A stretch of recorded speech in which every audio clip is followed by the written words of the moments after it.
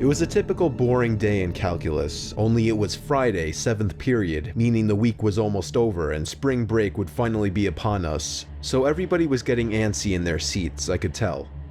We didn't have a test that day like a lot of my friends did with their other teachers, so our teacher in the middle of class just decided to start playing games with us on Sporkle.com. He was a very laid-back teacher like that. As we were doing some brand logo quiz on Sporkle, I remember the exact moment it happened. Right after my friend answered a question, I remember the exact answer too, Adidas. The dean's voice came through the loudspeaker. He sounded panicked and frantic as he told all the teachers this was not a drill and to go into lockdown. I actually got the chills and I got goosebumps on my arms as our usually laid-back teacher too seemed panicked as he ran to turn off the lights and ushered us to the back corner of the room.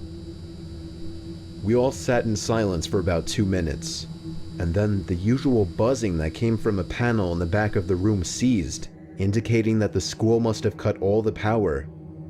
We all looked at each other, realizing this must be serious. A few more minutes of waiting later, we heard a man screaming at the top of his lungs coming down the hallway. 2 girls in the class actually started crying, which made all of us even more scared.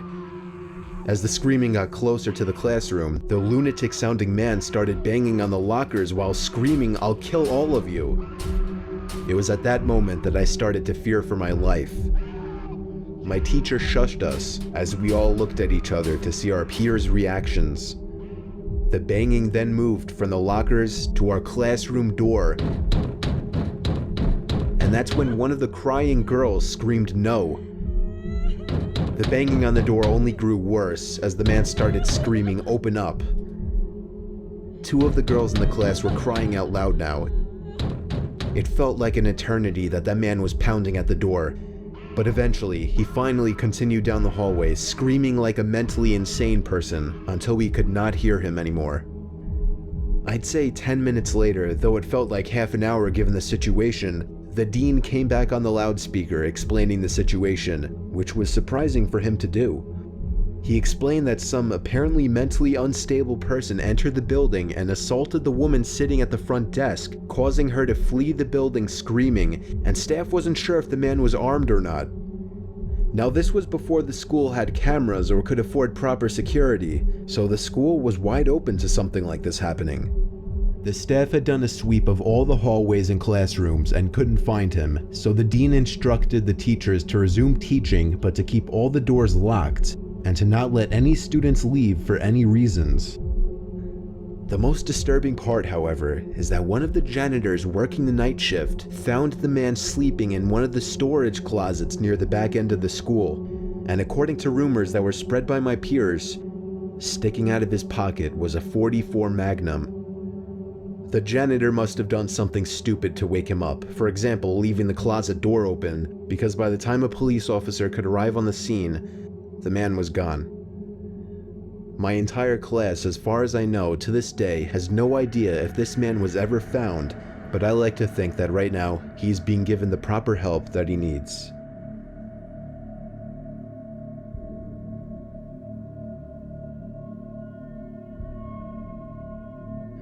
My school has 2 lunch periods. First lunch period is for all 6th graders and some 7th graders. The second lunch period is for the other half of the 7th graders and all 8th graders. The lockdown happened in the beginning of October. The day the lockdown occurred, it was overcast and rainy. During the first lunch period, I heard 4 loud booms. I personally thought it was thunder, but the entire lunch crowd started screaming. I was thinking those kids were just serious pussies, but the campus security came in and started yelling at people to go into the multi-purpose room, and the kids who were in line buying lunch had to throw out their lunch and come inside. Me and some friends went inside the room along with a huge group of other kids. Everyone was curious as to what was happening. Our multi-purpose room is huge, and the back wall of the room is made of see-through glass. When me and my friends were rushed inside the campus, security was covering the glass with the curtains, and there were adults at every exit. My friend Eric was curious, as well as the rest of us, so he asked one of the adults what was going on. When he came back, he said, You know how right in front of TMS there's those houses? I replied, yeah. There's this mentally disabled, crazy man that barricaded himself in front of his house, and he's threatening to commit suicide and kill the cops if he's evicted. He was walking around outside of school watching kids in a weird way, Eric told us. It turned out the man was also a registered sex offender, making matters worse. We were stuck in the multi-purpose room for a whole hour, taking up 2 periods. After the whole thing was settled, we were escorted to our classrooms one by one. I later found out that the man lives next to my friend Brandy, who told me about the previous Halloween when she saw the same man at his window cutting his arm and writing in his own blood, "Don't come here or I'll kill you," on his window. Of course, being Halloween, people, including Brandy, assumed it was just for the holiday. But after this horrific incident, we knew this man was mental, and we're glad he never got near us.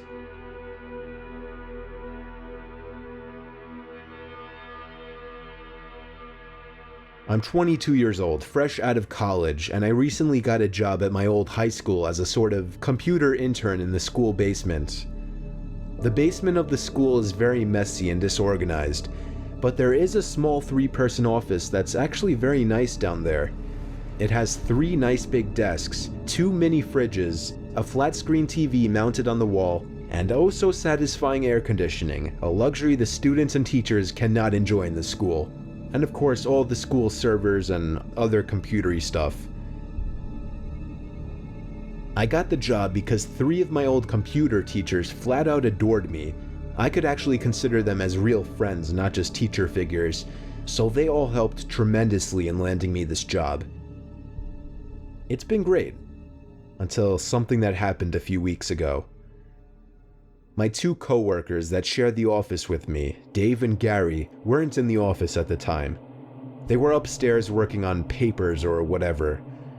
I was eating my sandwich during my lunch break when I got a phone call from one of the women in the front office telling me the school was on lockdown and that somebody, possibly armed, had entered the school.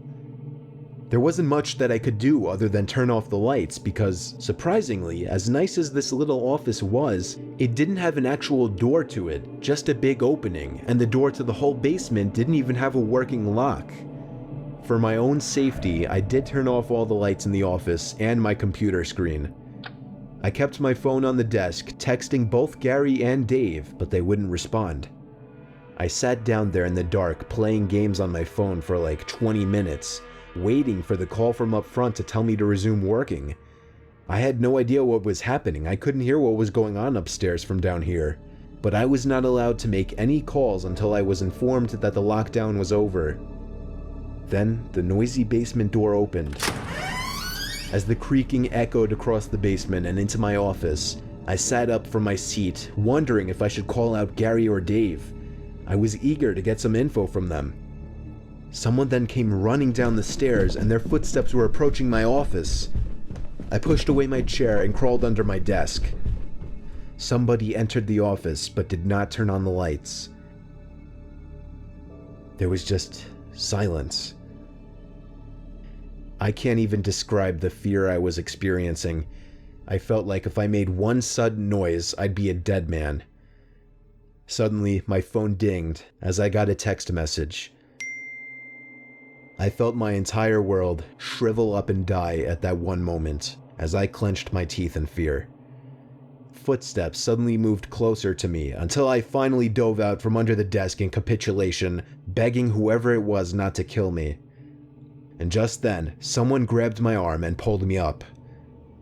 It was some guy in a red plaid button-up, jeans, and a reddish-black cap. He told me, "It's okay, I'm just down here hiding with you." "What's going on up there?" I whispered to him. He kind of ignored my question and asked me if there's an exit down here.